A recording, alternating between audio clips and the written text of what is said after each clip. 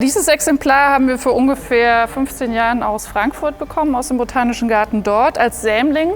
Die haben die dort befruchtet, ausgesät und wir haben die jetzt eben über die Jahre herangezogen. Ein Sämling in dieser Größe. Um so eine Pflanze heranzuziehen, zu kultivieren, braucht es halt wirklich viel Erfahrung und Fingerspitzengefühl und die hat unser Gärtner Michael Neumann im Laufe der Jahrzehnte inzwischen schon fast wirklich hier gewonnen und durch seine Fähigkeiten können wir die mittlerweile richtig gut kultivieren und haben auch immer wieder regelmäßig Blütenstände. Tatsächlich hatten wir auch letztes Jahr eine versteckte Tannenwurzblüte während der Pandemie, auch die konnte schon keiner sehen.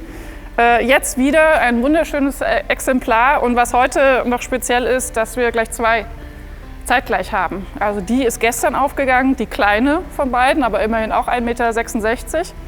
Und jetzt beginnt gerade heute Nachmittag die zweite noch aufzugehen, da hinten die große. Das finde ich das Spannende daran, dass wir jetzt zwei auch vergleichen können. Die sehen unterschiedlich aus. Das Exemplar hier blüht zum Beispiel das erste Mal. Das ist noch eine relativ junge Knolle, die hat nur 20 Kilo gewogen und deswegen ist er jetzt auch nicht so riesig, aber doch beeindruckend groß. Und hier finde ich besonders schön, dass das so ein richtig knallgelb hat. Also das haben wir sonst nicht so häufig bei unseren Titanenwurzen. Also so einfach ein traumhaftes Exemplar. Gefällt mir sehr gut. Was man ja von außen gar nicht sehen kann, ist, wo das eigentliche Blühgeschehen stattfindet. Das Ganze insgesamt ist ja ein Blütenstand.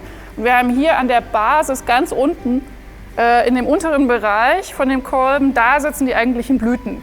Und gestern Abend, als er aufgegangen ist, da war die weibliche Phase. Da hätte man die weiblichen Blüten bestäuben können.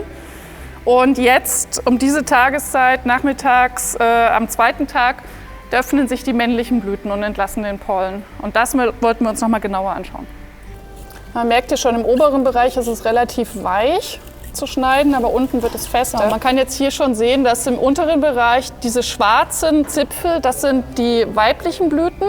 Hier in diesem gelben Bereich, da sind die männlichen Blüten und da wird heute Nachmittag dann der Pollen entlassen. Und in der Natur wäre es eben so, es würde jetzt, heute Nachmittag, heute Abend nochmal Käfer oder Fliegen kommen, hier reinkrabbeln und dann den Pollen mitnehmen und zu einer nächsten Blüte fliegen und dann die Bestäubung machen.